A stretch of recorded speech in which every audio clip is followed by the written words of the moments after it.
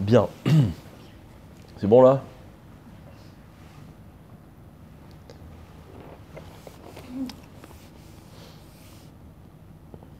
Alors j'imagine que comme moi vous suivez un peu l'actualité,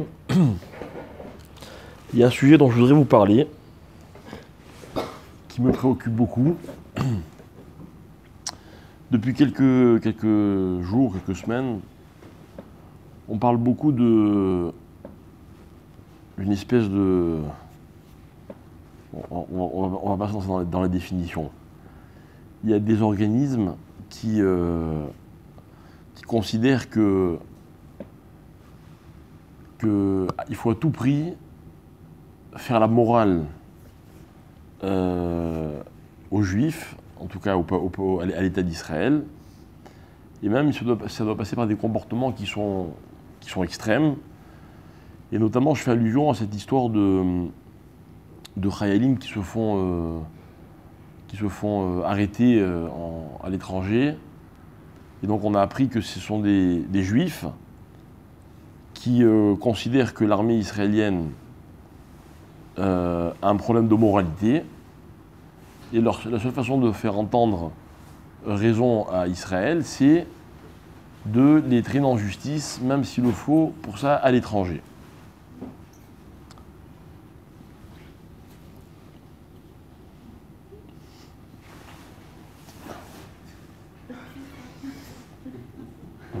Ça remonte, hein.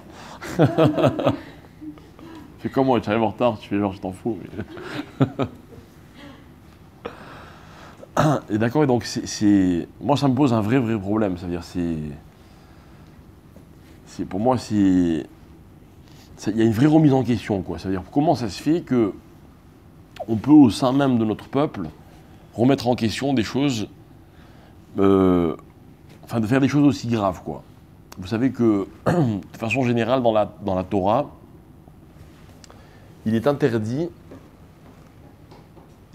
normalement de faire paraître un juif devant un tribunal qui n'est pas juif. Ok. Après, est-ce qu'il faut un tribunal de Torah ou pas, c'est encore un autre problème. En tout cas, c'est clair qu'aller balancer un juif dans des conditions aussi graves, c'est une interdiction qui est très grave d'après la Torah. Ok.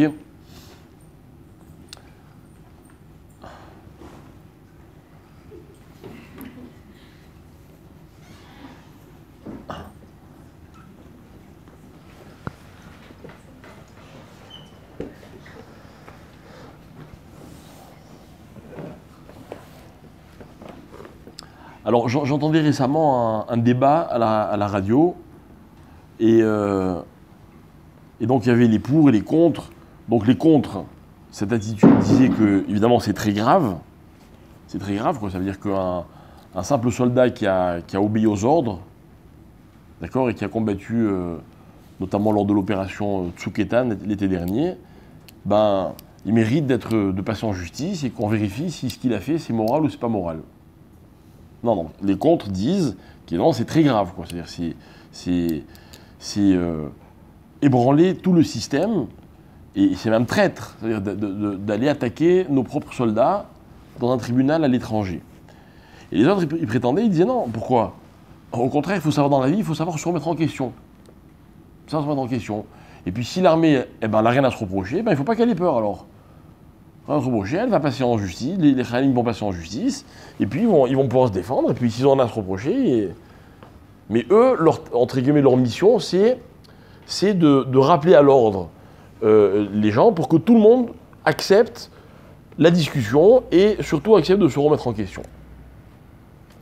Alors moi, qu'on se comprenne bien, je vais éviter le débat lui-même, ok ? Même si j'ai un avis évidemment qui est clair. Je vous ai rapporté un problème de halakha, ok, donc ça veut dire ce que ça veut dire.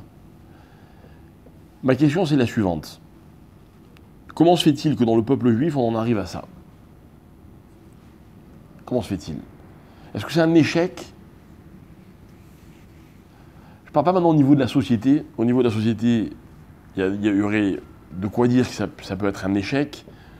On sait bien qu'en Israël, il y a un excès de démocratie et que trop de démocratie tue la démocratie. ok? Moi, ce que je voudrais savoir, c'est au niveau rouhani, au niveau spirituel, comment on doit prendre la chose. D'accord?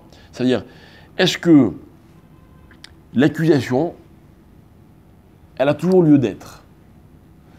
Je sais pas, moi, il y a des choses qui me choquent beaucoup en Israël. Je trouve que souvent, malheureusement, on condamne les hommes avant même qu'on sache s'ils méritent d'être soupçonnés. C'est pas que c'est pas qu'on débat sur le soupçon, on débat sur l'accusation. Terrible. Quelqu'un a dit que, hop, ça y est, il faut que tout le monde le sache, tout le monde en parle. Si le type il a une carrière publique, ben, il est fini. Puis bon, on ne regarde pas les conséquences qu'il y a derrière. C'est un débat. Est-ce qu'il faut faire comme ça, il ne faut pas faire comme ça. Catton dit, je ne pense pas être celui qui soit en mesure de donner des leçons à tout le monde et de dire aux autres ce qu'ils doivent faire, etc. J'ai mon avis personnel, mais je n'ai pas l'habitude de donner mon avis tant qu'on ne me l'a pas demandé. Mais là, par contre, je pense qu'il y a un enseignement à tirer. Ok? De quoi vient dans la vie, quelle est la raison d'être de la remise en question et jusqu'où ça doit aller. Ok?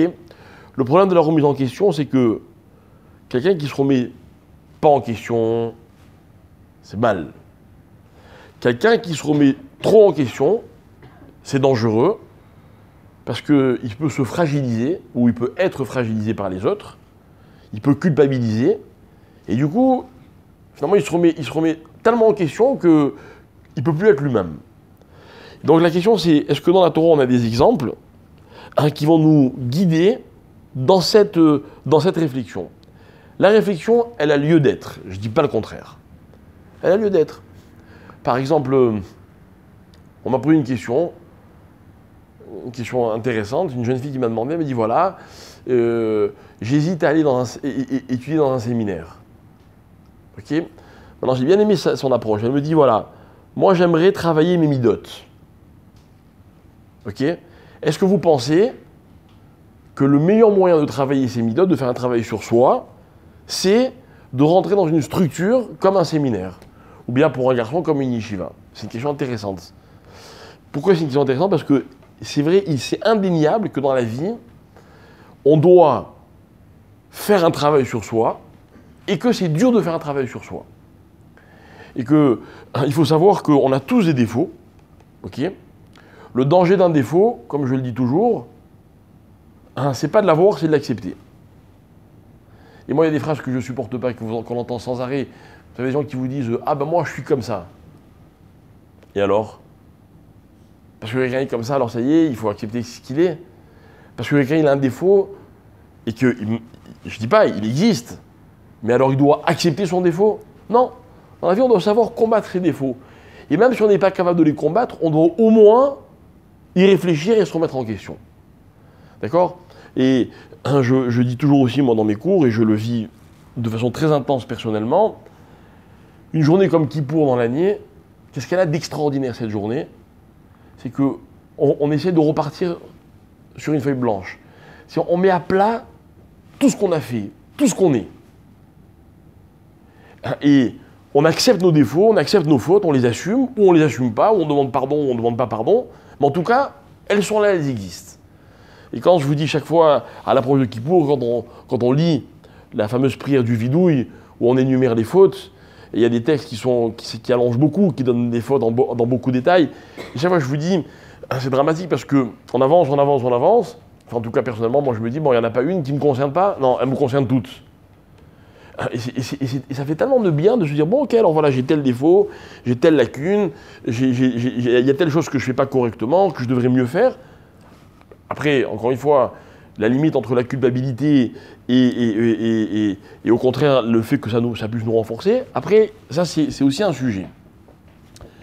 Donc la réflexion, elle existe. La question c'est comment elle doit se faire. Donc il y a des règles, ok? Il y a des règles. Et le meilleur moyen de définir ces règles, c'est de suivre les exemples qui sont dans la Torah. Alors je vais vous donner deux exemples, notamment, qu'on va essayer d'étudier ensemble. Un qui est flagrant, un autre qui l'est beaucoup moins. Mais dans les deux cas, vous allez voir que ça nous apporte un éclairage sur ce qu'on doit faire de cela. Alors maintenant, encore une fois, tel ou tel organisme, je ne suis pas là ni pour le justifier, ni pour le légiférer, ni pour le condamner d'ailleurs complètement, parce que je ne connais pas vraiment les tenants et les aboutissants.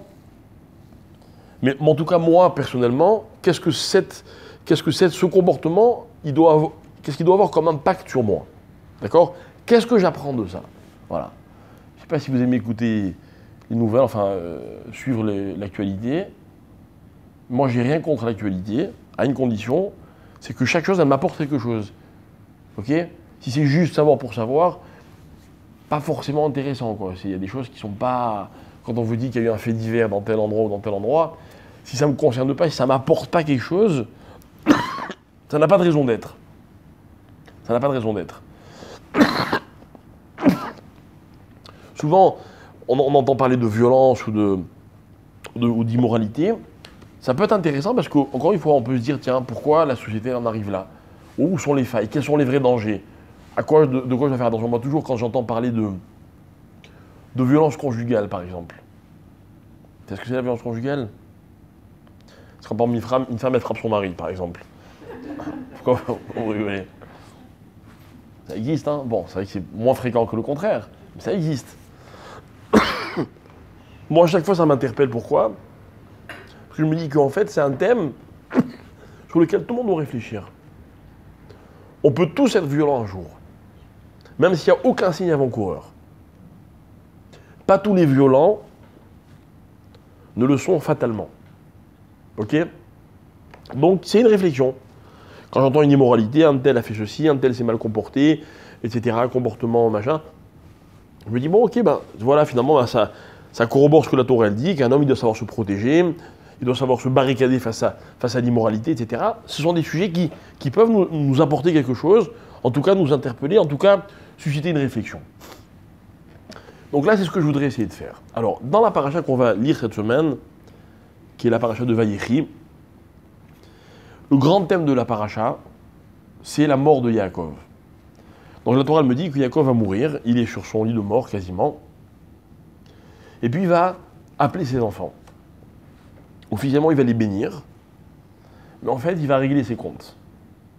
Et chaque enfant va avoir le droit à un message de son père, un message qui est à la fois une bénédiction, mais à la fois un enseignement. On va voir par exemple que Yaakov, avec certains, il est très dur. Avec qui il est dur, vous savez? Avec Shimon et Lévi, voilà, c'est l'exemple. Shimon et Lévi, ce sont ceux qui ont tué les habitants de la ville de Shrem, avec qui Yaakov avait fait un espèce de pacte. Ils n'étaient pas d'accord, ils avaient tort ou ils avaient raison, mais Yaakov, il leur en a voulu. Donc Yaakov, il va régler ses comptes, mais pas pour Chas v'Shalom se venger ou se défouler. Non, il veut que Shimon et Lévi, ils comprennent, ils reçoivent une leçon. Donc il va leur donner cette leçon-là. Maintenant, avant de convoquer tous ses enfants, la Torah raconte que Yaakov, il appelle Yosef. Ok? La Torah, elle me dit, on a dit à Yosef que, non, Vaïkra livno le Yosef. Il a appelé son fils Yosef. Ok? Et au début, on nous dit, il le fait jurer. Il lui dit, jure-moi de m'enterrer avec mes pères. Donc il demande à ce que Yaakov rapatrie son corps, Yosef rapatrie son corps, pour qu'il soit enterré dans la Meharat HaMarpela. Il y avait déjà enterré Léa, et ses parents, Yitzhak et Rivka, étaient enterrés, Avraham et Sarah, Adam et Chava, etc. Donc il le fait jurer. Ok? Après, la Torah continue. Après ces choses-là, après ces histoires-là, on a dit à Yosef, ton père est malade. Alors qu'est-ce qu'il fait Yosef? Il prend ses deux fils, Ménaché et Ephraïm, et il va chez son père. Ok? Et il lui dit, voilà, et son père, il lui parle. Yaakov, il lui parle. Ok? Et il lui dit, voilà, sache une chose, c'est qu'un jour, Hachem m'est apparu, et il a promis de me donner une grande descendance, etc. Il m'a promis la terre d'Israël pour cette descendance. Ok? Et il lui dit, il lui fait une promesse par rapport à ses propres enfants. Il dit, tes enfants, ce seront comme les miens, ils seront comme des tribus, ils feront partie des 12 tribus, etc. Et tout d'un coup, il lance un sujet, il dit comme ça, Va'ani, et moi, Bevoï mipadan. lorsque je suis revenu de Padan. Donc il fait allusion à son séjour chez Lavan. Donc je vous rappelle que Yaakov est allé chez Lavan, qui était son oncle. Là-bas, il a épousé ses femmes, Léa, puis Rachel, puis les concubines, les servantes. Il a eu quasiment tous ses enfants. Ok. Et puis un jour, il est rentré en Eretz Israël. Ok. Et voilà qu'en chemin, alors Yaakov continue à parler, il lui dit Meta alay Rachel be'eretz Kenaan baderer.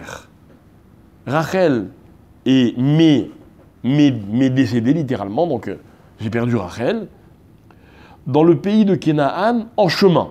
Be'od kivrat eretz lavo Ephrata. Donc il lui donne précisément le lieu. Et dans ce lieu, qu'est-ce qu'il indique? Il dit j'étais en Kenaan en chemin. Ça veut dire quoi? Kenaan, c'est la terre d'Israël. Il lui dit j'étais pratiquement arrivé en Israël. Ok? Il dit exactement où c'était. Mais elle est morte à cet endroit-là, juste avant de rentrer en Eretz Israël. Alors, Vaïkbere Hacham, je l'ai enterré là-bas, encore une fois, Bederer Ephrat, d'accord, dans le chemin de Ephrat, donc j'étais presque. Hi Bethlachem, c'est la ville de Bethlachem. Vayar Israël et Beni Yosef, et Omer Miélé, d'un coup il voit les enfants de Yosef, il dit c'est qui ces enfants? Et il lui dit ce sont mes deux enfants, alors Yaakov va les bénir. Ok, donc on demande, mais il sait très bien qui sont ses enfants. Et en fait, dans toute cette histoire, Yaakov, il veut dire quelque chose à son fils. Et comment il fait? C'est quoi son introduction? Il lui dit, lorsque j'étais en chemin, ta mère est morte, ok, et je l'ai enterrée sur place. Rachi, il donne une première explication. Il dit, écoute, moi, je t'ai demandé d'enterrer en Israël. Ok? Tu pourrais te dire, mon père, il n'a pas enterré ma mère en Israël. Pourquoi moi je dois l'enterrer en Israël? C'est quand même un effort, quoi. On va voir que tout l'enterrement de Yaakov, ça va être toute une histoire. Alors Yaakov, il dit à son fils, écoute, moi, je t'ai demandé de m'enterrer en Israël,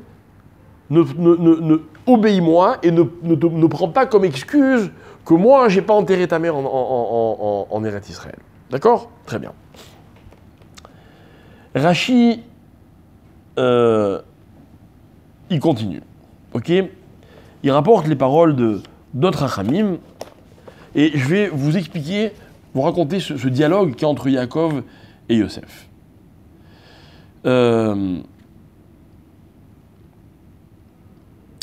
Alors,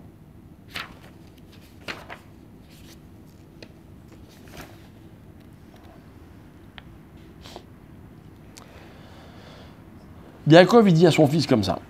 Ve'af alpi she'ani matriach alecha leolicheni lekava beretz Kenaan. Et moi, je te demande de fatiguer de m'enterrer en Israël. Ve'lo kachasiti leimecha. Moi, j'ai pas fait pareil à ta mère. Pourquoi? Parce qu'elle est morte juste près de Bethléem. Et, alors écoutez bien, Meta Samour les Bethléem Kivrat Aretz, donc le terme qui a marqué dans la Torah, ok, Rashi dit Kemidat Troum Shabbat, comme la distance de Troum Shabbat. Vous savez ce que c'est Troum Shabbat? Hein? Quoi? Non. Hein? J'entends pas. Un mile. Pas loin. C'est 2000 amot. Alors c'est quoi le Troum Shabbat? Le Troum Shabbat, c'est un jour de la Torah qui nous interdit le Shabbat de sortir d'une ville et de s'éloigner de cette ville de plus de 2000 coudées. Ça fait un peu plus qu'un mile. Ok? Un peu moins, pardon. Ok, peu importe. Kilomètre, 1 kilomètre 2, l'homme chané. Ok? Ça s'appelle le Troum Shabbat. Le Troum Shabbat, il faut savoir que c'est assourd. On n'a pas droit, quand on sort d'une ville, de dépasser 2000 coudées. Ok? Alors, ça n'arrive pas tous les jours. Mais si par exemple, moi je me rappelle les cas, les situations dans lesquelles on était confrontés à ce cas-là, c'est quand on allait en vacances dans les Alpes, et qu'on essayait de faire un minyan le Shabbat, et qu'il y avait plusieurs familles qui étaient un peu disséminées dans le coin, ok? Il ne fallait pas que il y a des familles qui soient à plus de 1,2 km de là où on faisait le minyan. Pourquoi? Parce qu'on était en dehors de la ville, c'est des petits villages, on était en dehors du village, ok? Et donc il fallait calculer. Il faut calculer, c'est un calcul qu'on fait à vol d'oiseau, ok? Et chaque maison qui peut y avoir en chemin, elle peut, dans certaines conditions, remettre le compteur à zéro, absolument. Mais c'était très intéressant parce que quand on arrivait dans un endroit, une des premières préoccupations, c'est de savoir est-ce que par rapport au Troum Shabbat, on va pouvoir organiser minyan ou pas minyan, etc. Le Troum Shabbat. Pour vous donner un exemple, à l'époque, dans la Mishnah de Rosh Hashanah, à l'époque où on décidait du nouveau mois, grâce au témoignage de ceux qui avaient vu la nouvelle lune, il n'y avait pas de calendrier préétabli, ok? C'est comme ça qu'on décidait du nouveau mois. Voilà pourquoi il y a 2 jours des fois dans Rosh Chodesh, parce qu'on ne sait pas si le mois il va durer 29 ou 30 jours. Alors là, la Torah elle dit, là dans ces cas-là, les témoins ils ont le droit de parcourir la distance qu'il faut parcourir pour arriver jusqu'à Jérusalem. Donc même s'ils habitent, je sais pas moi, à Tibériade, et qu'ils vont marcher pendant des heures et des heures et des heures, ils vont dépasser le Troum Shabbat, ces fameux 2000 coudées, on a droit. Autre cas, par exemple, une femme doit accoucher, ok? Donc à l'époque, on accouchait à la maison, on allait chercher la sage-femme. Alors la sage-femme, elle a droit de dépasser le Troum Shabbat, elle a le droit donc de faire accoucher la maman, et elle a le droit de rentrer chez elle, au cas où on a de nouveau besoin d'elle. Vous voyez? Il y a un autre cas aussi, c'est que si quelqu'un il veut aller voir son rave, dans certains cas, il a le droit. Mais a priori, on n'a pas le droit de faire ça. Mais en même temps, 2000 coudées, c'est rien. Tout le thème du Shabbat, c'est quoi? C'est que la Torah, elle veut que l'homme, pendant le Shabbat, il reste dans son périmètre. Ok? Par exemple, quelqu'un qui vous demande, est-ce que Shabbat, j'ai le droit de regarder la télé si elle est allumée sur minuterie? Certains disent que l'interdiction pourrait être l'histoire du Troum Shabbat. C'est-à-dire que quelqu'un qui regarde la télé pendant Shabbat, il s'éloigne de son Shabbat. Il n'est plus dans son Shabbat. Évidemment, c'est pas ça la halakha, mais c'est pour vous expliquer l'idée. Troum Shabbat, c'est que pendant Shabbat, on reste dans son périmètre. On n'est pas concerné pendant Shabbat par ce qui se passe en dehors de là où on est, sauf s'il y a un danger. Ok? Très bien. Donc Yaakov, qu'est-ce qu'il dit à son fils? Il dit, j'étais ta mère. Elle est morte, j'étais dans le Troum Shabbat. C'est sûr, j'avais quoi, hein? Non, mais il connaissait les halachot. Mais elle n'est pas morte un Shabbat. Mais ce qu'il veut dire, c'est que c'était tout près. J'ai pas d'excuse. En fait, on va voir que Yaakov, qu'est-ce qu'il veut dire à Yosef? Il veut dire à Yosef comme ça. J'ai pas enterré ta mère en Eretz Israël. Elle ne sera pas enterrée avec moi dans la Me'arat HaMachpelah. Écoutez bien, tout ce que va nous expliquer Rashi, c'est la chose suivante. C'est que Yaakov, il sait que son fils Yosef, il lui en veut. Il en veut. L'histoire de Rachel, elle est terrible.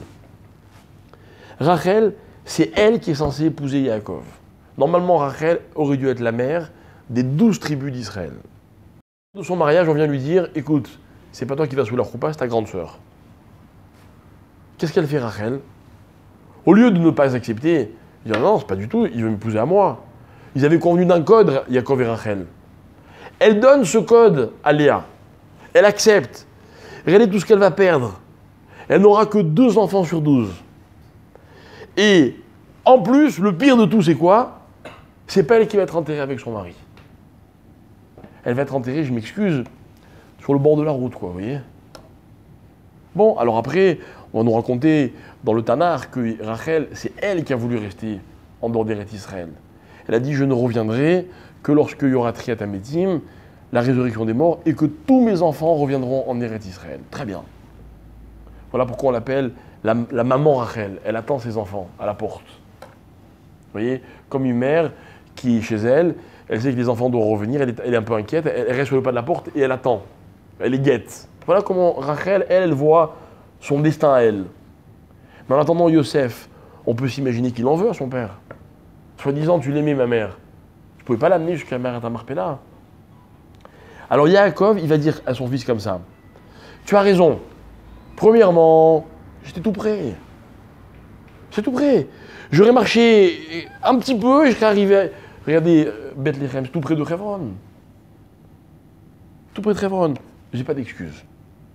Continue. Ok? Velo tomar, sheigvu alay geshamim, mileolicha ou les kovra bechevron. Ah, tu crois peut-être que je vais te donner comme excuse qu'il pleuvait.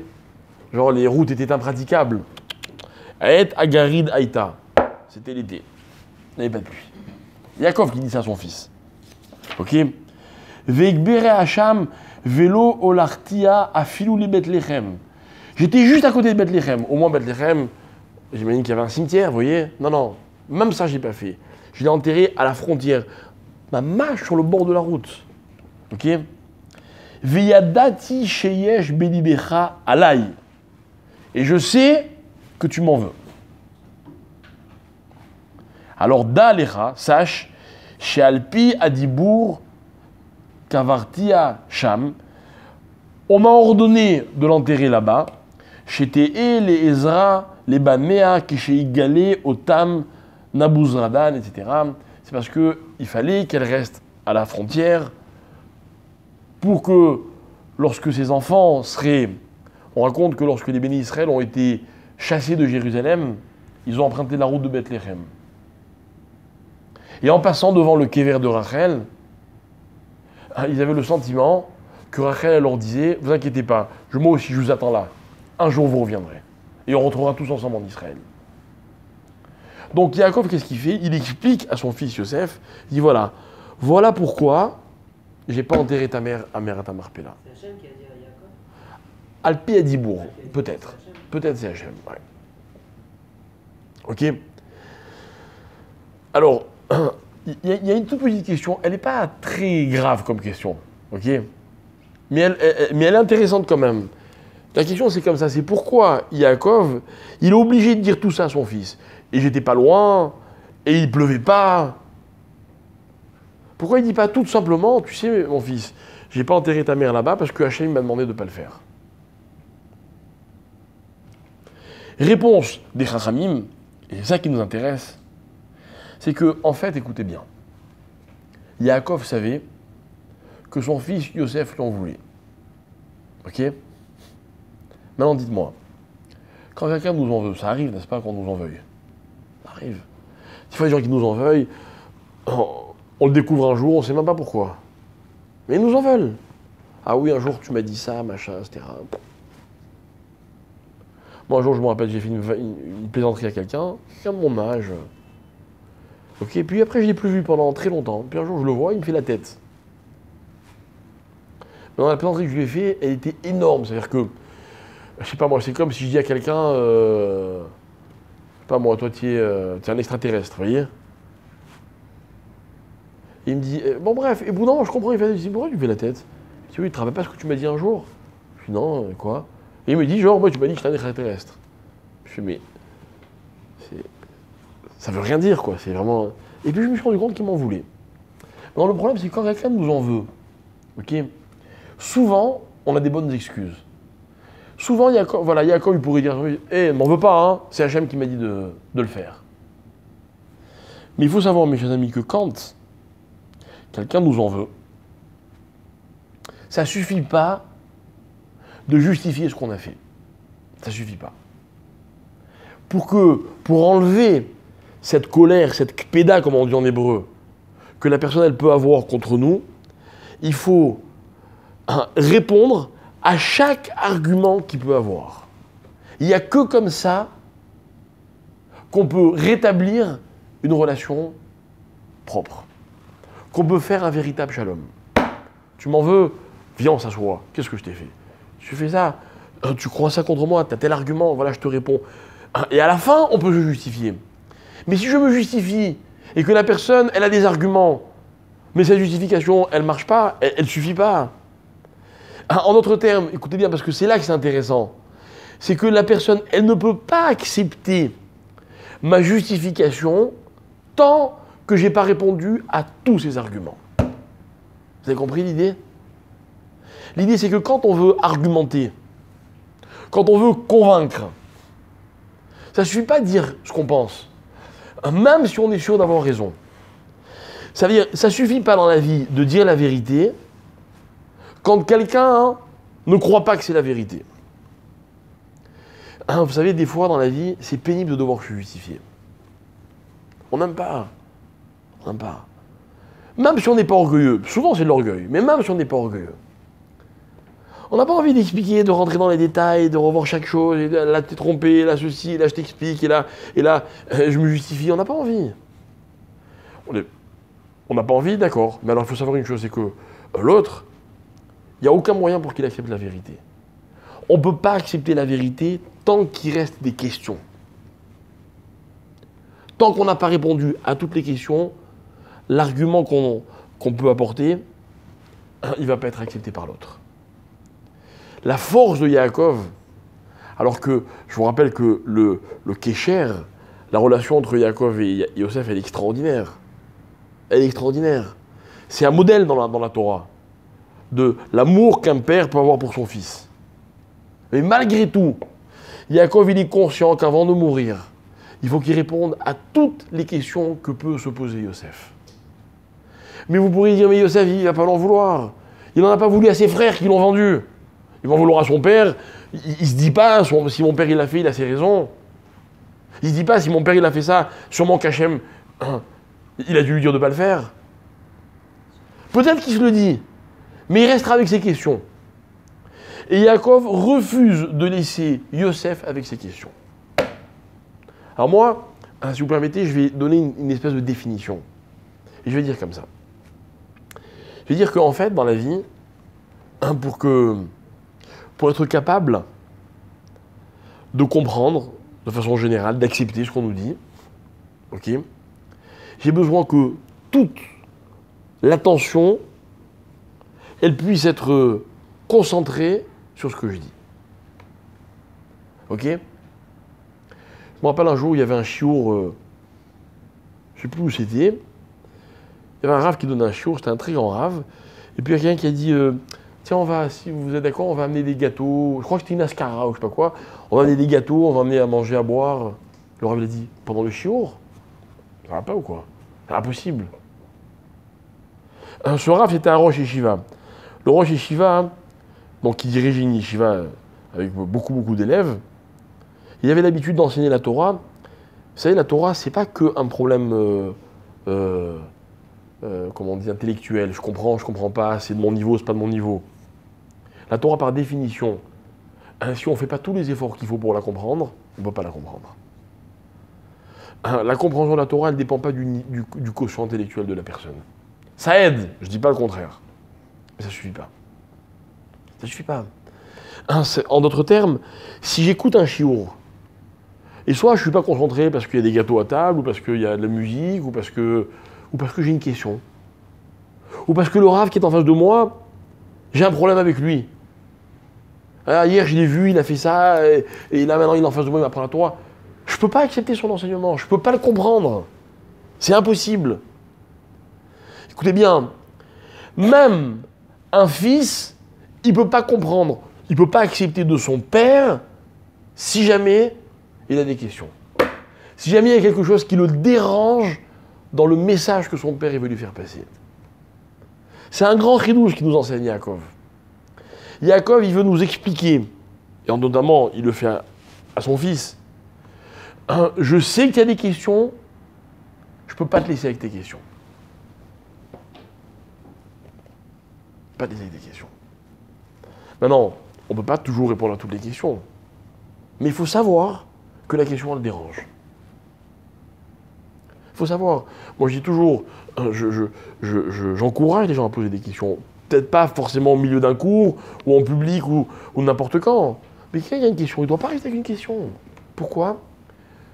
Moi, je dirais que la question, c'est comme une pollution, vous voyez? Elle me pollue l'esprit, la question. Ça ne veut pas dire que si je la pose, j'aurai forcément une réponse. Des fois, je pose une question. Le simple fait qu'on me dise c'est une bonne question, ça me suffit. Mieux que ça, des fois j'ai besoin qu'on me dise ta question, c'est pas une question. On m'a pas répondu. Ah mais c'est pas une question, ok j'accepte. Par exemple, quand vous faites un cours de Gemara dans une yeshiva, très souvent on pose une question, le rav vous dit pas une question. Pourquoi? Le rav dit débrouille-toi. Non, trouve pourquoi c'est pas une question. Mais au moins il m'a dégagé. Au moins, il m'a permis de me concentrer sur ce qu'il fallait. Mais ça, ne te concentre pas dessus, tu perds du temps. Après, chacun il a un travail personnel à fournir. Mais il faut savoir que dans la vie, il y a des choses qui empêchent de comprendre. C'est-à-dire qui empêchent d'avancer. Vous voyez? Ce que je trouve magnifique dans cette histoire de Yaakov, c'est qu'il n'élude aucune question. Peut-être que Yosef il reste fâché contre son père. Peut-être que Yosef il va continuer à penser que son père il aurait quand même dû enterrer Rachel et Paléa à côté de lui, je ne sais pas. Mais en tout cas, Yaakov, il a pris en considération toutes les questions que pouvait se poser Yosef. D'accord? Une fois que ça a été fait, Yaakov il peut bénir les enfants de Yosef. Il dit c'est qui ces enfants? Maintenant qu'on a éliminé le reste, maintenant on va voir. Alors, présente-moi tes propres enfants. La chaîne elle continue. Mais il y avait quelque chose qui bloquait la chaîne. C'est incroyable. On voit pas qu'il y a un dialogue pourtant avec Yosef et Yaakov. Mais on voit que Yaakov il se justifie. Alors le Midrash il développe. La discussion, souvent c'est le cas. Dans la Torah on dit uniquement l'essentiel. Mais la Torah souvent, le passouk il est là pour t'enseigner ce qui n'a pas été dit. Très souvent c'est comme ça. Mais on voit que Yaakov il a besoin de justifier, il appelle Yosef, et avant de bénir ses enfants, il lui dit voilà, on va faire une mise au point. Voilà, j'ai pas enterré ta mère alors que tu pourrais penser que j'aurais dû le faire. Ok? Il ne cherche pas à le convaincre, il cherche à l'expliquer. Moi, quand je donne un cours de Torah, je vous le dis toujours, je ne cherche pas à ce que tout le monde soit d'accord avec moi. Mais ce que je dis, j'ai besoin de l'expliquer. Expliquer, c'est pas convaincre. Mais si j'explique pas, c'est sûr que je ne peux pas convaincre. 100% des convaincus, on leur a expliqué. Ok? Bien. Alors, il y a un parallèle avec un autre texte qui n'a strictement rien à voir a priori, qu'on a déjà étudié ensemble, ok? Et qui nous éclaire. Qui nous éclaire parce que c'est une histoire connue, ok? Que la Gemara raconte, le Midrash raconte aussi dans la paracha de Yitro. Le Midrash il dit comme ça, Amar Rabbi Abaou, Amar Rabbi Yochanan. Donc Rabbi Abaou disait au nom de Rabbi Yochanan. Keshenatan Akadosh Baruch Hu et Torah, au moment où Hachem a donné la Torah au peuple juif. C'est-à-dire que, vous savez, quand on lit les versets de la Torah, il y a marqué que Moshe Rabbeinu il est monté sur le mont Sinaï, que la montagne elle dégageait de la fumée, les tonnerres, les éclairs, un spectacle incroyable. Incroyable. Premier spectacle, son et lumière de l'histoire. Ok? Et à quoi ça sert ce spectacle? On n'est pas là pour regarder un spectacle. Et en fait, la Torah elle dit, le Midrash raconte qu'au moment où Hachem prononce les deux premières paroles, Anochi Hachem, je suis Dieu, qu'est-ce qui s'est passé à ce moment-là? Tout le monde est mort. Pourquoi le choc il a été tellement violent que les hommes n'ont pas pu résister. Moi, je vous ai un jour expliqué, j'ai expliqué un jour dans un cours que le Hémet, vous aimez le Hémet, vous aimez la vérité? Qui n'aime pas la vérité? Tout le monde croit aimer la vérité. Mais c'est pas vrai. C'est pas vrai. Un homme, il aime sa vérité. Mais la vraie vérité, souvent, elle est insupportable. Souvent. Par exemple, vous aimez la vérité? Vous dites la vérité en général? Ouais. Est-ce que vous serez prêt à raconter à une personne au monde, une seule, tout ce que vous pensez? Je peux pas le croire. Moi, je suis normalement constitué, j'ai comme tout le monde, j'ai des parents, comme beaucoup, je suis marié, j'ai des enfants, des gens que j'adore, hein. Je les adore. Avec eux, je suis naturel, j'espère qu'ils le sont aussi. Parce que je suis prêt à tout leur dire, tout ce que je pense. Il y a toujours un truc qu'on veut cacher. Il y a toujours des choses qu'on fait quand personne ne nous voit ou nous entend. Quoi? Chacun son histoire. Ok?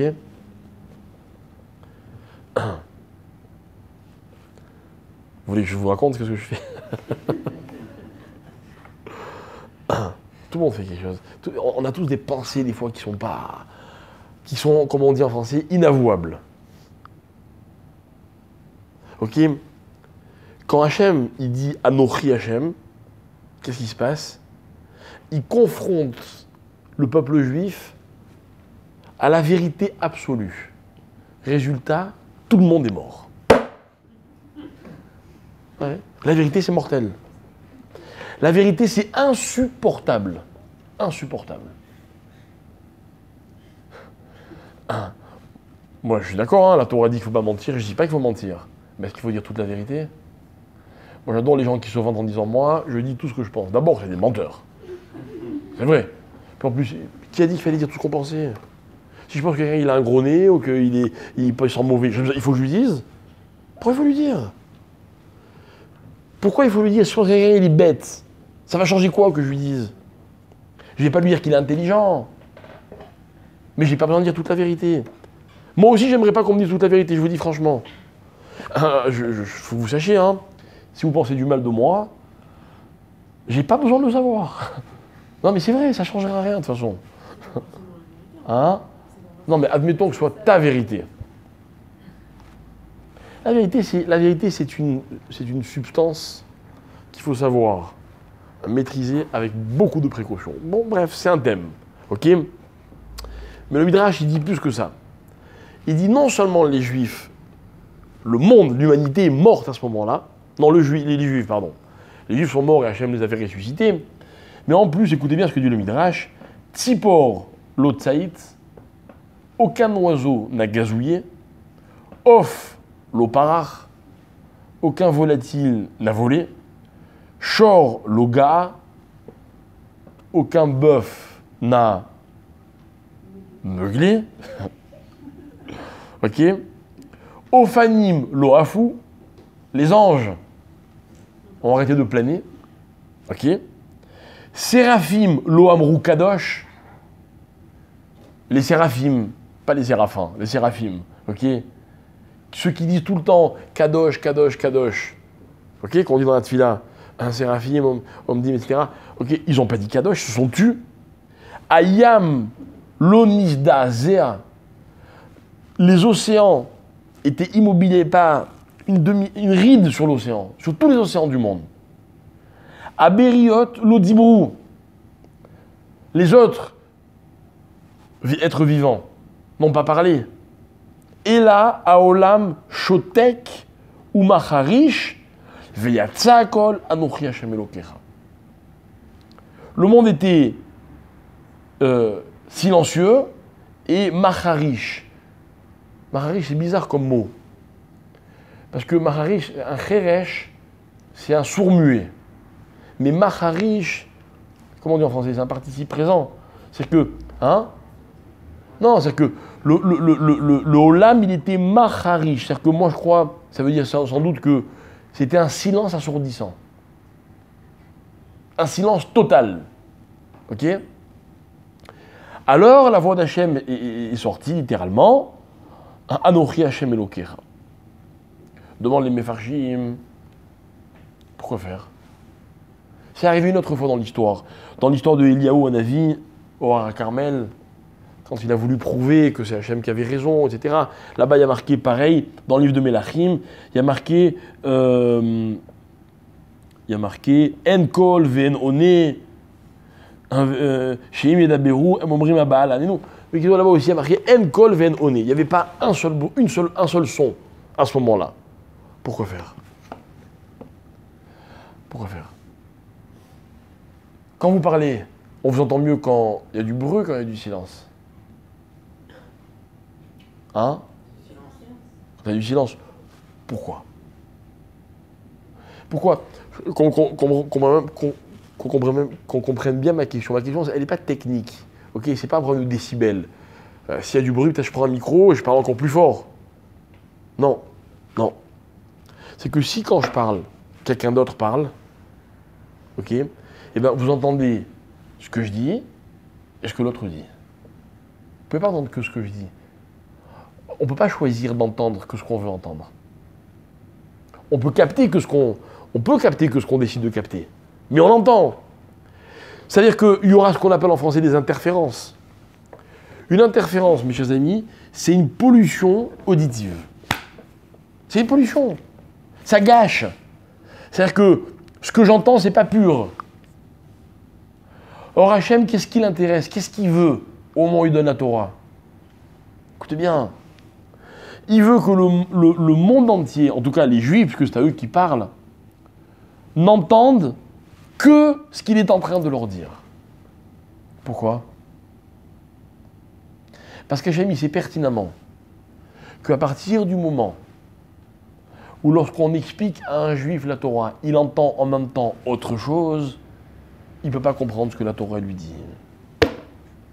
C'est impossible de comprendre. Vous voulez écouter la Torah? Vous voulez la comprendre? Ben, il faut écouter que ça. Que ça. C'est très intéressant. Je ne sais pas comment ça se passe ailleurs. Sincèrement, j'ai jamais été à l'université, dans les amphithéâtres, je ne sais pas comment se passent les autres shiurim. Mais dans un shiur de Torah, vous savez ce qu'il faut? Il faut une attention parfaite, absolue. Absolue. C'est la condition sine qua non pour comprendre la Torah. Je ne sais pas si vous avez remarqué, mais les religieux, ils aiment bien vivre entre eux, vous avez remarqué? Ils se protègent un peu du reste du monde. C'est une qualité ou c'est un défaut? C'est un débat. C'est un débat. Moi, je vais expliquer leur théorie à eux. Leur théorie à eux, c'est qu'ils prétendent que, pour que leurs enfants comprennent la Torah, il faut qu'ils puissent se concentrer que sur la Torah. Quand vous prenez un rave qui est mûr, qui a appris la Torah, en général, ce sont des hommes qui connaissent tout, qui ont une culture générale incroyable. Incroyable. Ils sont passionnés partout. Mais ces mêmes personnes, ces mêmes grands rabbinim, avec lesquels vous pouvez aborder tous les sujets possibles et imaginables, il a fallu d'abord qu'ils s'enferment dans l'étude de la Torah, qu'ils se concentrent de façon absolue pour pouvoir comprendre la Torah. Après, ils peuvent s'ouvrir au reste du monde. Je sais que ce n'est pas facile à comprendre. Mais moi, je voulais vous donner ces éléments, ces explications. Parce que on est obligé d'accepter que c'est bien d'étudier, c'est bien d'écouter un cours, c'est bien de s'intéresser, c'est bien d'évoluer. Mais il faut aussi être conscient que si on veut vraiment comprendre quelque chose, il faut se concentrer. Et que dans la vie, pour se concentrer, il faut éliminer le reste. Aujourd'hui, dans la technologie, quand on vous vend, par exemple, une oreillette Bluetooth, on vous parle de, comment dire, élimination du bruit environnant. C'est une performance. Ils sont capables d'isoler le son que vous voulez entendre. Magnifique. Ils ont compris. Ils ont compris qu'il n'y a que comme ça qu'on entend. Conseil, je ne suis pas un grand éducateur, ok, j'ai l'expérience de n'importe quel autre père. Mais vous savez, quand on parle à nos enfants, vous savez ce qui est essentiel quand on leur parle? Si on veut qu'ils soient capables de capter ce qu'on leur dit, vous savez ce qu'il faut? Il faut que quand on leur parle, ils aient la conviction qu'on ne fait que ça, et que quand ils nous écoutent, il faut qu'ils ne fassent que ça. Je vous donne un exemple. Regardez le nombre de fois où on parle à quelqu'un, et malheureusement, a fortiori à un enfant. On lui parle et on regarde ailleurs. Qu'est-ce qu'on fait? On fait deux choses, minimum. Minimum. Pourquoi le téléphone portable Bon, toujours on me dit, tu réponds pas au téléphone. Je suis fier de ne pas répondre au téléphone. Parce que pour moi, quelqu'un qui répond au téléphone tout le temps, c'est ou bien qu'il n'a rien à faire, ou bien qu'il fait plein de choses à la fois, donc il fait rien, correctement. Non mais c'est vrai, quoi. Je vous parle, puis on m'appelle, et puis pendant que je vous parle, je parle à quelqu'un d'autre. Moi, si vous savez le nombre de fois où je raccroche, j'avoue que c'est pas très sympa. Et j'ai pas le temps, quoi. Je parle avec quelqu'un, et puis pendant que je lui parle, il parle à la droite, puis il parle à la... Bon, ok, quand il y a le temps, tu me rappelles. Oh. Tu me parles ou tu me parles pas? Non mais, vous vous rendez compte, on fait tout mal.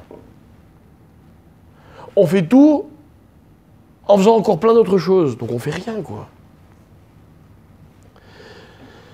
Ça veut dire que dans la vie, on est constamment confronté à des interférences. Et le drame, c'est qu'on s'habitue aux interférences. On s'habitue. Rappelez-vous ce que je vous dis toujours. Quand un mari épouse une femme, qu'est-ce qu'il lui dit? Il lui dit « Ariat, mes coups de déchet ». C'est quoi mes coups de déchet? C'est quoi kadosh? C'est quoi la kedusha? La kedusha, c'est l'exclusivité. C'est quoi une relation saine? C'est une relation qui est exclusive. Qui est exclusive. Moi, tous les gens avec lesquels j'ai des relations, je m'efforce d'avoir des relations exclusives avec eux. Avec chacun, c'est autre chose.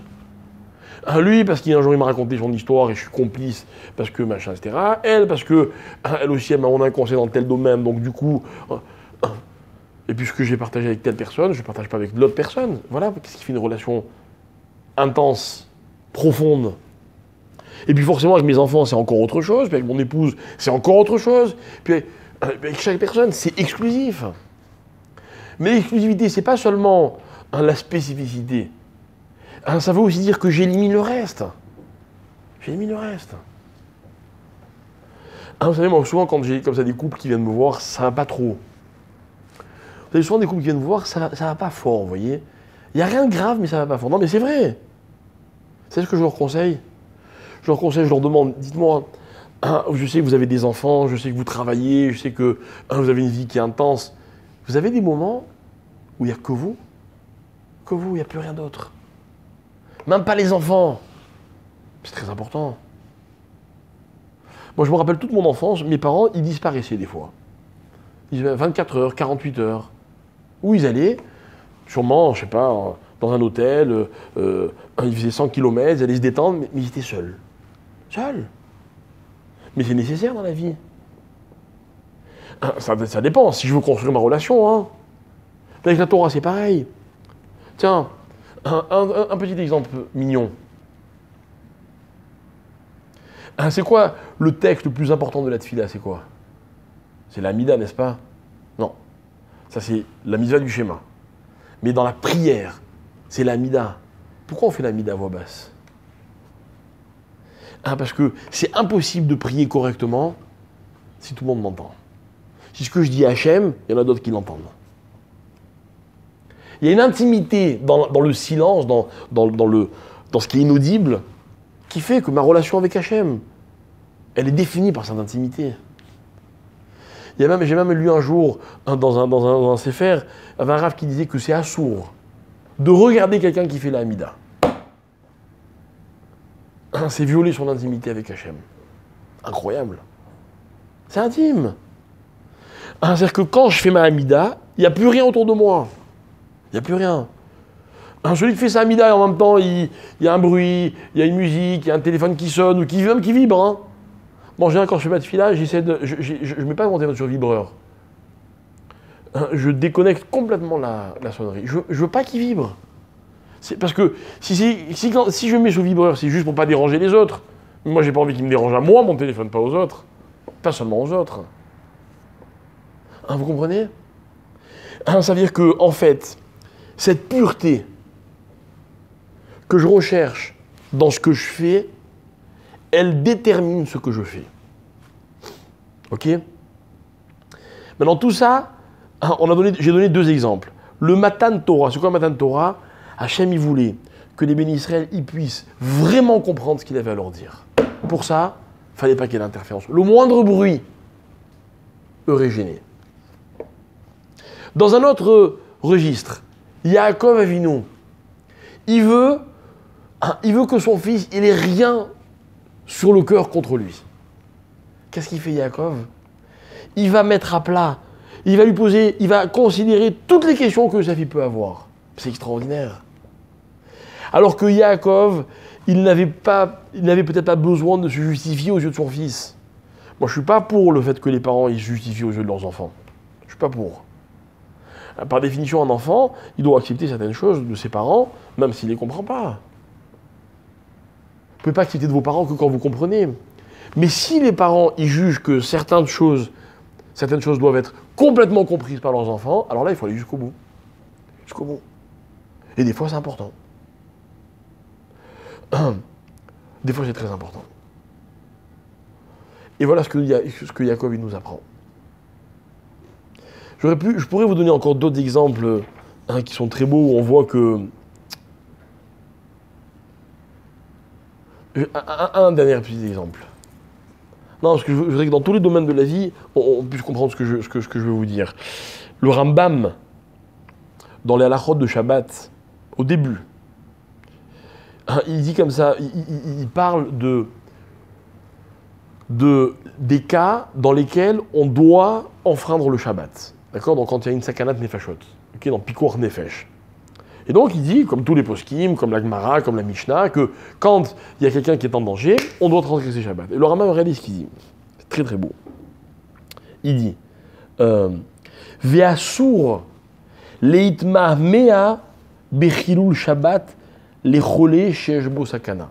Il est interdit de leitma mea d'hésiter à transgresser Shabbat quand un malade est en danger. Interdit.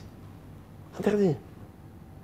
C'est-à-dire que si, je ne sais pas, moi, vous assistez, je me rappelle un jour, on était chez des amis qui ont une fille qui est très malade et elle a des problèmes respiratoires, une petite fille.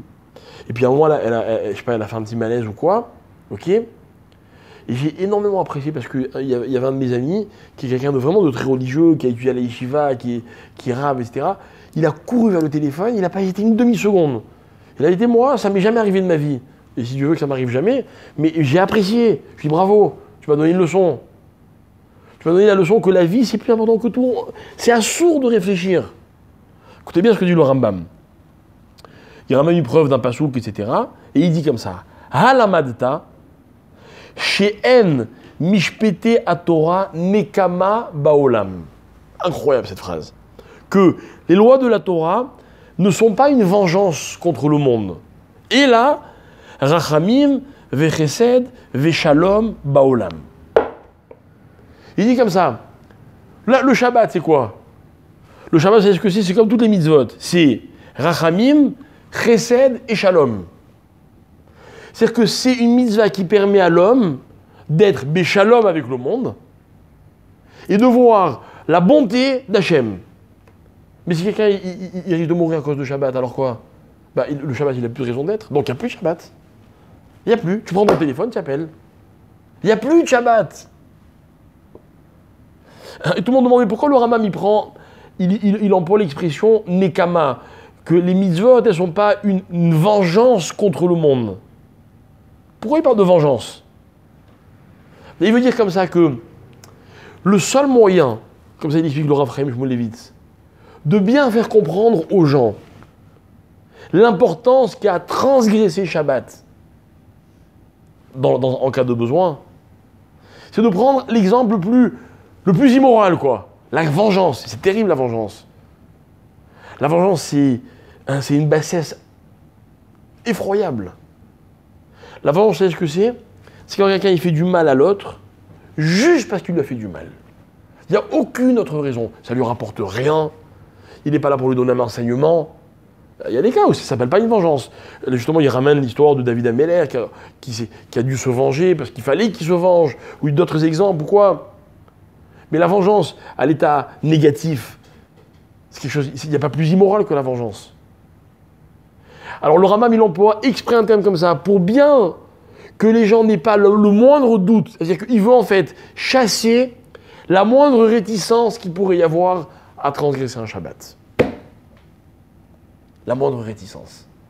Parce que le Rambam, il sait très bien qu'il y a toujours un risque que les hommes ne veuillent pas transgresser le Shabbat. C'est incroyable.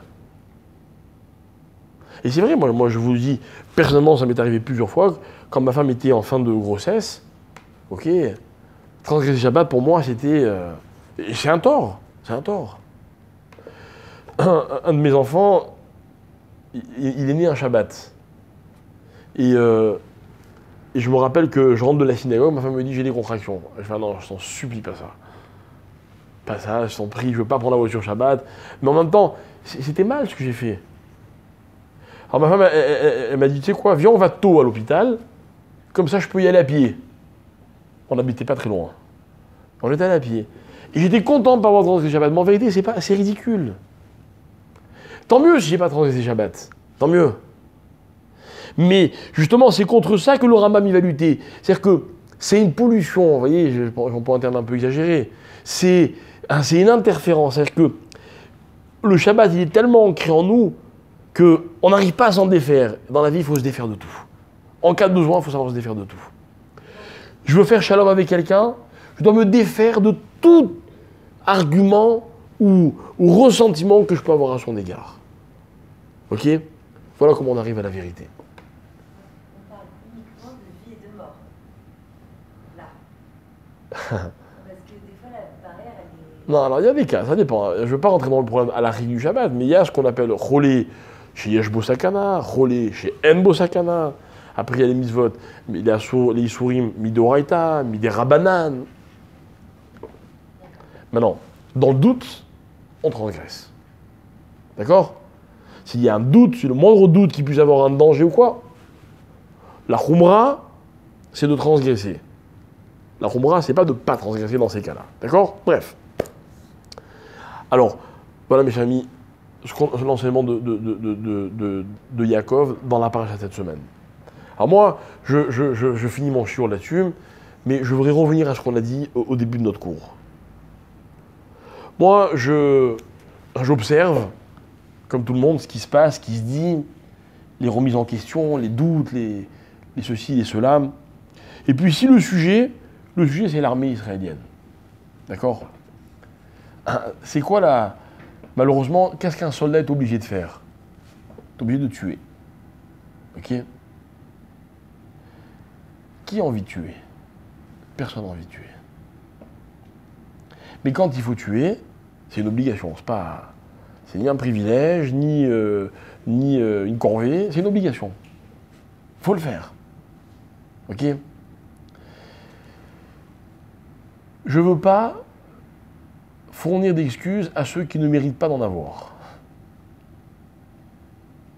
Mais je suis certain que la vraie dimension du peuple juif, c'est d'être capable de répondre à toutes les questions, même les moins logiques, même les plus pernicieuses qu'on peut nous poser. Je n'aimerais pas être à la place de ceux qui font douter les autres quand il ne faut pas les faire douter. Je n'aimerais pas être à la place de ceux qui accusent quand il n'y a pas lieu d'accuser. Mais puisqu'ils existent, je me dis que finalement le peuple juif, c'est aussi ça. C'est aussi ça. C'est aussi être capable de répondre à toutes les questions. Et vous savez, je vais vous dire quelque chose. Grâce à ces gens, avec lesquels je suis fondamentalement pas d'accord, et bien moi, j'aime encore plus ce que font ceux qui tuent parce qu'ils sont les pauvres obligés de le faire. Parce que je me dis, ces gens-là, ils ont soulevé un doute. Mais vous savez, ce qui n'est peut-être pas prévu, c'est que ce doute, on a réussi à le résoudre. Eux, ils pensent qu'on a tort, et ils veulent peut-être nous remettre en question. Et bien nous, grâce à eux, on s'est posé la question, et on est arrivé à la conclusion qu'on avait raison. Qu'on avait raison. Et je vais vous dire quelque chose. Nos ennemis, ils sont ce qu'ils sont, ok? Notre force, c'est qu'on n'a jamais ressemblé à nos ennemis. Dans le monde entier, on va condamner Israël à chaque fois qu'il y a un juif qui appuie sur la gâchette. Comment ils veulent nous faire douter de nous? Regardez cet argument dans lequel ils disent qu'on fait ce que nous, on nous a fait en Europe en 39-45. Finalement, ils rêveraient de pouvoir dire qu'on est exactement comme eux. Mais comme nous, on s'est posé la question. On se demande est-ce qu'on est comme nos ennemis? Et qu'on arrive à la conclusion qu'on n'est pas comme nos ennemis. Que quand il y a des malades chez eux, on les soigne dans nos hôpitaux. Que quand on considère qu'ils ont des droits, on leur accorde ces droits-là. Qu'on sait qu'il y a des êtres humains, voilà pourquoi on fait tout pour ne pas les considérer autrement que comme des êtres humains. Parce qu'il faut que je vous dise, même un assassin, c'est un être humain. Quand un policier il a tué sur un méchabel qui est en train de poignarder des gens, et que on le traîne en justice, j'espère qu'il va sortir, qu'ils vont sortir, comment on dit, acquittés. Ok? Bon, on le traîne en justice, ça veut dire quoi qu'on le traîne en justice? Peut-être que là aussi, je ne suis pas tout à fait d'accord, mais ça ne regarde que moi. Mais c'est qu'on se pose la question. Pourquoi ailleurs on se pose la question? Il y a un autre peuple qui est capable de se demander s'il a raison de tuer des terroristes. C'est les juifs qui les mènent en justice. Ouais. Enfin, c'est eux qui sont à l'origine de ça. C'est en Israël. Ce sont des Israéliens qui comment on dit, qui ouvrent des procédures contre ces soldats à l'étranger. Et même en Israël, mais encore en Israël, on va dire, allez, c'est entre nous. Ok? Mais là, ça va loin, quoi. Ça va loin. Mais peu importe, je veux pas qu'on rentre dans le débat, je veux dire, c'est pas... Encore une fois, j'ai mon opinion, vous avez la vôtre, et je suis prêt à en discuter quand vous voulez, mais c'est pas le sujet du chiour. Le chiour, c'est de tirer l'enseignement. L'enseignement, c'est que finalement, dans la vie, quand on a posé les questions et qu'on a répondu, hein, c'est là qu'on est vraiment nous-mêmes. Pas avoir peur de la question. Pas avoir peur. Il y a... Je connais un monsieur, enfin un jeune, quoi, il a... Je pense qu'il doit avoir 20 ans de moins que moi. Grosso modo, d'accord? Donc il est bien plus jeune que moi. Ok? Alors qu'il est dans une yeshiva, il étudie, etc. Il n'a pas toujours été dans la yeshiva. Donc c'est un monsieur qui a fait un beau travail sur lui-même. Ok? Et il a une attitude, je ne sais pas si c'est une qualité ou un défaut, peu importe. Il adore faire des reproches. Il adore faire des reproches. Puis un jour, il me téléphone, je connais bien ses parents. Il me téléphone, il me dit voilà, je suis un tel, le fils d'un tel, etc. Bon. Alors je sais qu'il est devenu très sérieux, il a yeshiva, ça va devenir un rave, j'ai pas de doute. Je dis oui, qu'est-ce que tu veux? Il me dit voilà, je vous appelle parce que. C'était magnifique. Il me dit voilà, un jour je vous ai vu, vous avez fait ceci et cela. Et je voulais vous dire, voilà, et puis le type il bégaye, il enthousiasme, j'imagine de l'autre côté dans quel état il doit être, quoi. Il a très très honte. Ça se voit qu'il a très très honte. Et il dit voilà, je m'excuse, vous êtes rare, mais voilà, il faut que je vous le dise, vous avez fait ça, je pense qu'il n'est pas bien, c'est assourd, ta. La réalité c'est que, quand il me parlait, d'abord je trouvais que ce qu'il disait c'était vrai, c'était justifié, et deuxièmement, je me suis dit vraiment, la vérité, bravo. Parce qu'il a fait avec beaucoup de DRRS, beaucoup de taxes, etc. Et sa question a été tellement bonne, tellement vraie, je lui ai dit écoute, tu sais quoi? Moi, je le fais en connaissance de cause, et je pense que j'ai raison. Mais comme tu m'as posé la question, c'est ce que je vais faire, je vais aller demander à un grand rave. Et je suis allé voir mon rave, un rave qui a 85 ans, etc. Bon, je dis, je vais poser la question. J'ai posé la question, bon, le rave, il m'a dit, ok, tu changes rien, tu continues, etc. Voilà, reste dans cette... Vous savez quoi? Je vais vous dire de quoi il s'agissait.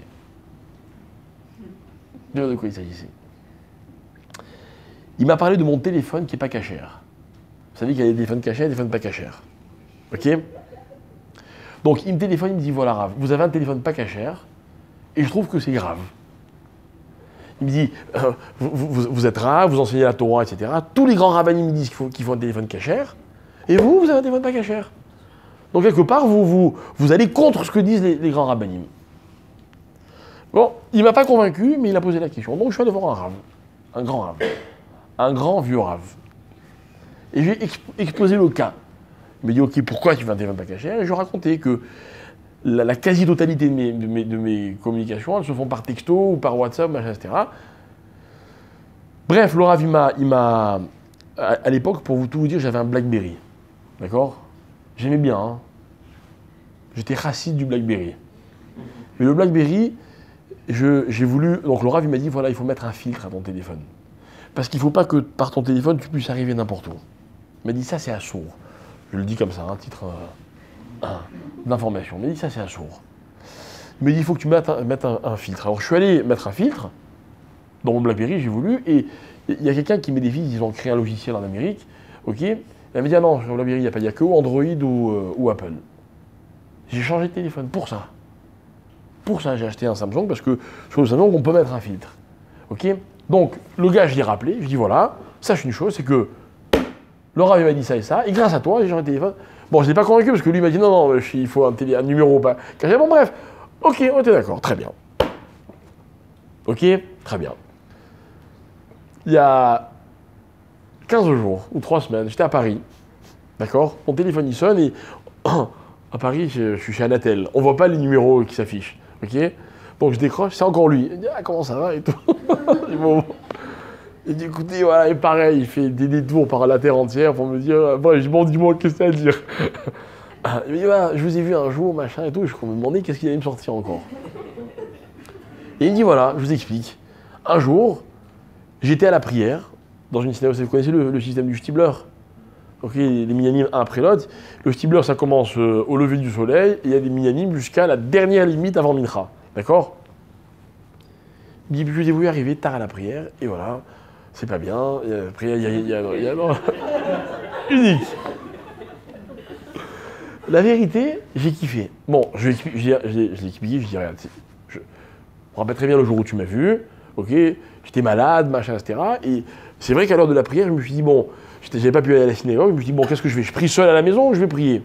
Mais, je lui dis, mais sache que, dans ma réflexion, j'ai pensé à ce que tu me dis.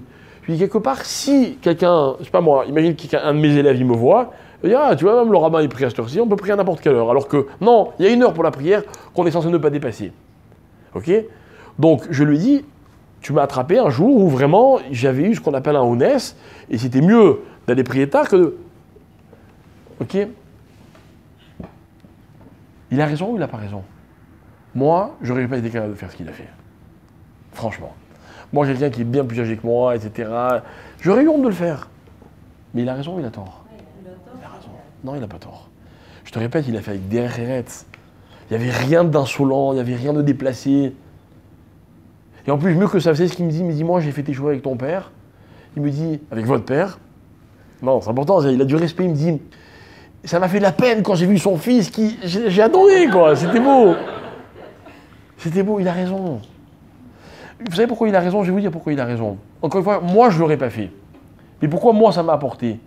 Parce qu'il m'a obligé à me poser la question encore une fois. Vous voyez? Et dans la vie, c'est ça qui est important. Bien sûr que c'est mieux. Mais n'empêche que lorsque tu l'as vu prier à midi, enfin, il n'était pas midi, entre parenthèses, hein. Mais tu l'as vu faire quelque chose qui... Alors, c'est important de lui dire, écoute, tu sais, c'est de lui rappeler la halakha. Ah, non, il connaît déjà la halakha. La Torah, elle t'a donné aussi mitzvah d'aller faire un reproche. Le coup du téléphone cachère, il a raison. Il a raison, c'est une vraie question. Quand tous les rabbins du monde, ils disent qu'il faut prendre des téléphones cachers, enfin pas tous justement, hein. Pas tous, mais on en a fait beaucoup de bruit. Mais c'est vrai, moi, quand vous m'appelez, vous savez que j'ai un téléphone pas caché, vous pouvez me dire, ah bah moi c'est bon, je connais un rabbin, il a un téléphone pas caché, donc ce qu'ils disent les rabbins, on n'est pas obligé d'écouter. Non, il faut d'abord que vous sachiez qu'il y a des rabbins qui disent comme ça et d'autres qui disent comme ça. Par contre, ils sont tous d'accord pour savoir qu'un téléphone, il faut au moins qu'il soit filtré. Ça, j'ai jamais trouvé un rabbin qui dit le contraire. Ok. Pour reposer la question. Et du coup, je suis allé voir un rave. Vous comprenez?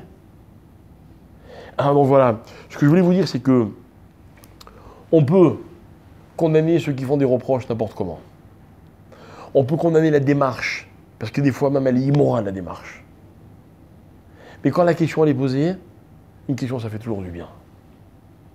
Ok? Et dans la vie, quand on vous fait un reproche, et que le reproche il peut soit vous vexer, soit venir de quelqu'un qui n'a pas le droit de vous le faire, soit, je sais pas, n'importe, on peut toujours trouver des excuses pour ne pas recevoir les reproches. Mais un reproche, c'est une question. C'est une question qu'on est censé se poser. Donc on se la pose. Et ça, je l'apprends à travers la paracha. Yaakov, il n'a pas besoin de se justifier vis-à-vis de son fils. C'est Hachem qui lui a dit de le faire. Donc là aussi, il aurait pu dire, allez, il aurait pu être seigneur, en disant, tu sais quoi Yosef, je voulais juste te dire que c'est Hachem qui m'a dit que il n'a pas fait que ça. Il a dit, je vais te répondre à toutes les questions que tu aurais pu te poser. Une question, il faut l'assumer. Et tant qu'on n'assume pas une question, elle nous pollue l'esprit et on ne peut pas capter le véritable message. Voilà, c'est comme ça dans tout. C'est comme ça dans tout. Moi, j'accepte toutes les questions qu'on me pose dans un chiour ou en dehors d'un chiour. Je ne dis pas que je réponds à toutes les questions. Et pire, des fois, je n'ai même pas la réponse.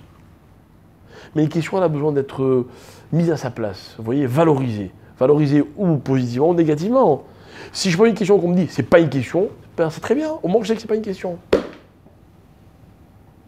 Si demain il me téléphone pour me faire un reproche qui n'en est pas un, je lui dirai, non, ce coup-ci, c'est pas un bon reproche. Peut-être il arrêtera. Non, je plaisante. Le jour où j'ai raconté à sa mère, parce qu'elle a failli le tuer. Il dit quoi, mais il a pas fait ça. Ah mais c'est pas grave, c'est une question. Une question, elle mérite notre attention. Voilà. Voilà. Et vous verrez quand vous éduquerez vos enfants, si Dieu veut, bientôt, vous Hachem. Vous verrez le nombre de questions complètement idiotes qu'ils vous posent les enfants. J'ai le droit de dire à un enfant ta question elle est nulle? Non. Non. Et pourtant, des fois, je ne vais pas répondre à cette question. À sa question. Je ne vais pas lui répondre. Mais sa question, elle mérite mon attention. Parce que quand on a réglé une question, je n'ai pas dit répondre, j'ai dit régler, alors on peut se concentrer sur l'enseignement. Dans la Torah, il peut y avoir des milliers de questions. Chaque question a son importance. Ok? Mais je suis obligé d'évacuer toutes les interférences pour pouvoir comprendre le vrai message de la Torah. On me remet en question, on me traite moi d'inhumain, de cruel, de je sais pas quoi, de ce que vous voulez. Mais j'accepte la question, peut-être c'est vrai. Je réfléchis, puis j'arrive à la conclusion que c'est pas vrai. Ok? Ben oui. Mais au moins je me suis posé la question. Voilà. Shavuot Tov.